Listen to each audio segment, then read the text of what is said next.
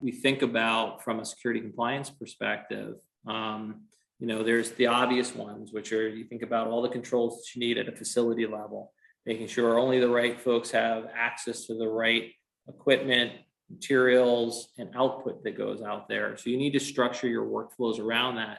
And part of that is the individuals you bring in, your training practices, the backgrounds, the screenings that you're doing. All of that is part and parcel with knowing what the requirements are around certifications like HITRUST, which is the gold standard, quite frankly, in the industry. And you can have those controls in place across data all the way down to manufacturing.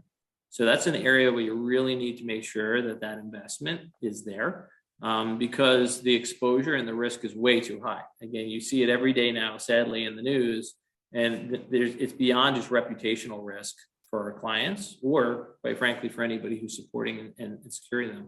And so understanding that that's become a culture around security and compliance is important, and really understanding what is sort of the historical performance like in that space. Have there been breaches in the past? What are they? Have they been reportable breaches? What is the process when there is information shared in regards to potential disclosure? How is that researched? How is it closed from an incident report perspective? Those things are really important. And I think it's not often top of mind when folks look in the industry for providers. Sadly, they might shop on price first, and then they might shop on capability.